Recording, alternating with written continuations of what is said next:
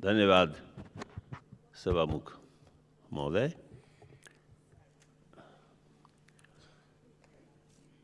विनियोजन विधेयक 2076 का सिद्धान्त र प्राथमिकताबारे कुरा गर्नुपर्दा विश्व शताब्दीको एउटा अत्यन्त महत्त्वपूर्ण घटनाका तर्फ पहिले म उल्लेख गर्न चाहन्छु, सङ्केत गर्न चाहन्छु।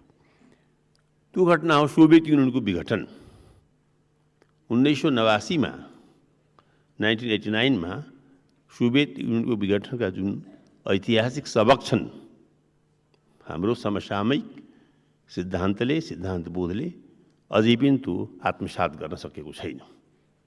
त्यत्रो शक्तिशाली देश, सारा क्षेप्यास्त्र, बम, पिस्तोलले लैस रहेको विश्वको 2 महाशक्तिमध्ये एक शक्ति त्यति सजिलै भस्मीभूत, त्यति सजिलै धराशायी हुन्छ भनेर कुनै पनि राजनीति विज्ञानले, कुनै पनि भविष्यवक्ताले, कुनै पनि अर्थशास्त्रीले 1 वर्ष अघिसम्म पनि कल्पना गर्न सकेका थिएनन्। यसका 3टा सन्देश छन्। हाम्रो सिद्धान्तको, हाम्रो सिद्धान्त शास्त्रको के कस्तो कमी र कमजोरी रहेछ त? किन युरोप र अमेरिकाका बडा विद्वान दिनरात रुसको अध्ययनमा समय खर्च गरिराख्ने विभिन्न विश्वविद्यालयका डाक्टर, पिएचडी सबैले त्यति पनि अनुमान लगाउन सकेनन्। त्यो विवाद आज पनि जारी छ र समाजवादको कुरा गर्छु, समाजवाद उन्मुख समाजमा जान्छु भन्ने देशले, पार्टीले, नेताले त्यसका बारे सोच्नुपर्छ। त्यसका बारेमा कुरा गर्दा मोटामोटी 3वटा मान्यता ती पनि अगाडि आएका छन्, जो करिब निर्विवाद छ। एउटा मान्यता के छ भने सोभियत युनियन शक्तिमा कम थिएन, कल कारखानामा कम थिएन, उत्पादकतामा कम थिएन, बम वर्षक पनि थिए, क्षेप्यास्त्र पनि थिए, अणुबम पनि थियो, तर त्यहाँ मानव अधिकार थिएन। लेख्ने बोल्ने आजादी नभएपछि सत्तावर्गलाई जनमत के छ थाहा हुँदो रहन्छ। जनमत थाहा नभएको हुँदा ती जनमत एकपटक सडकमा उत्रिन साथ भीमकाय हतियारहरू, ट्याङ्कहरू, महाट्याङ्कहरू समाप्त भए। एउटा निष्कर्ष आज सबैले स्वीकार गरेका छन्, सोभियत युनियनमा नागरिक अधिकारको प्रतिष्ठा भएको भए रुसी कम्युनिस्ट पार्टीको यो दुर्दशा हुने थिएन। यो मैले भन्न किन आवश्यक देखेँ भने मभन्दा पूर्व वक्ता नेपाली काङ्ग्रेसका प्रमुख सचेतक बालकृष्ण भट्टराईले अहिले मानव अधिकार र नागरिक अधिकारको अवहेलना र अतिक्रमण हुने सङ्केत गर्नुभयो। त्यसैले म यो भन्न बाध्य भएँ। होइन, अहिलेको विषय छ नीति र प्राथमिकता। यो मानवताका विषयमा, मानव अधिकारका विषयमा पछि पनि कुरा गरेको हुने थियो। तर सोभियत युनियन समाजवाद उन्मुख समाजका बारेमा आवश्यक हुनाले सोभियत युनियनको पतनको निर्विवाद निष्कर्ष हो नागरिक अधिकार मात्र पनि त्यस समाजमा भएको भए ब्रेजनेभलाई, एन्ड्रोपोभलाई, गोर्बचोभलाई आफ्नो अवस्था थाहा हुने थियो।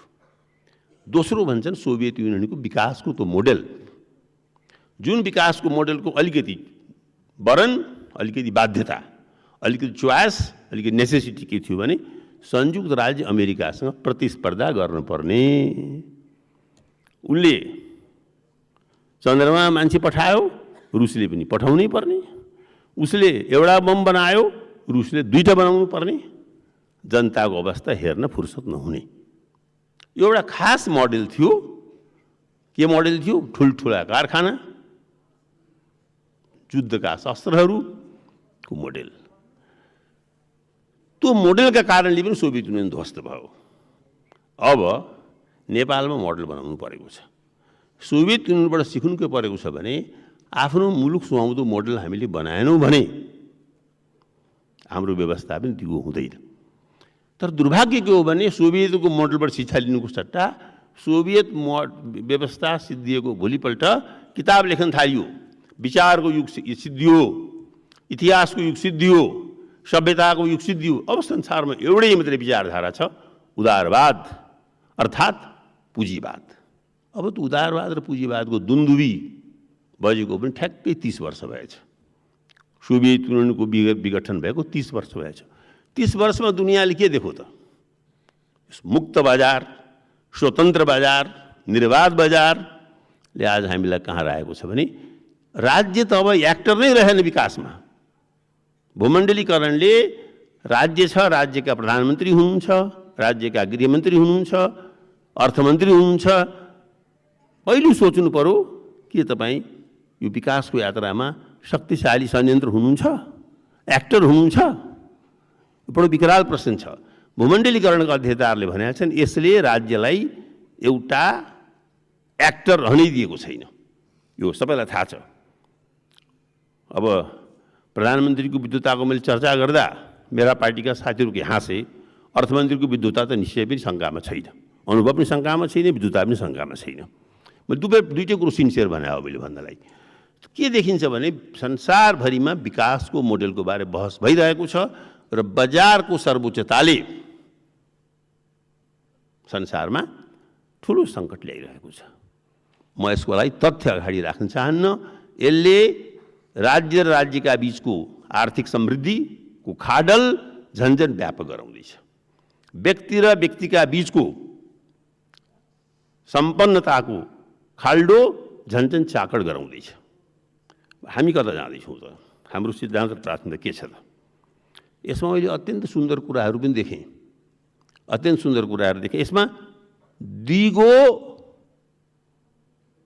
आर्थिक नीति बनाइनेछ, दिगो समृद्धि गरिनेछ। दिगोलाई अङ्ग्रेजीमा सस्टेनेबल भनिन्छ। सस्टेनेबल बनाइन्छ भनेर 5-6 ठाउँमा लेखिएको छ। यसको लागि म समर्थन गर्दछु। लेख्नेलाई धन्यवाद दिन चाहन्छु। यसलाई प्रस्तुत गर्नुहुने अर्थमन्त्रीलाई बधाई दिन चाहन्छु। तर दिगोको एसेन्स के हो? शब्द लेख्न बडा सजिलो हुन्छ, तर शब्दका अन्तर्विरुद्ध बडा गाह्रो हुन्छन्। यस दस्तावेजमा बारम्बार लेखिएको छ सामाजिक न्याय र उच्चतम वृद्धि दर साथ लगिनेछ। वृद्धि दरलाई कसले विरोध गर्ला? वृद्धि दर र सोध्नु के पर्छ भने तर उच्च वृद्धि दर र सामाजिक न्याय सँगसँगै जान सक्छ? अर्थशास्त्रलाई सभामुख बनाउँदै एडम स्मिथ र मार्क्सका टाइममा यसलाई पोलिटिकल इकोनोमी भनिन्थ्यो। मार्क्सको एउटा प्रसिद्ध पुस्तक नै छ क्रिटिक अफ पोलिटिकल इकोनोमी। तर अहिले अर्थशास्त्रलाई यस्तो गुह्याति गुह्य विषय बनाइएको छ, ब्रह्मभन्दा पनि गुह्य विषय बनाइएको छ।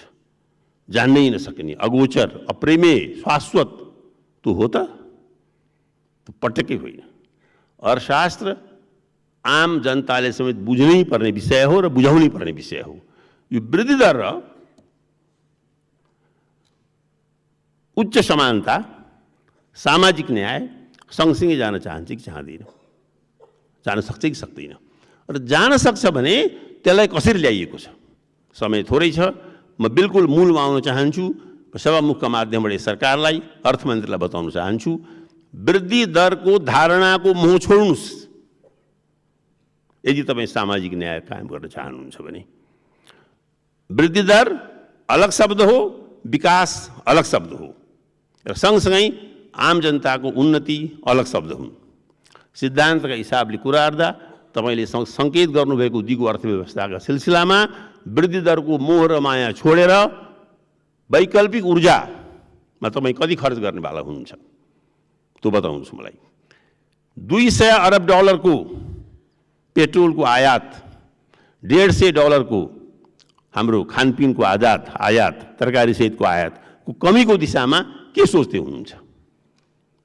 थुप्रा यस्ता सैद्धान्तिक प्रश्नहरू छन् जहाँ सजिलै बहस गर्न सकिन्छ।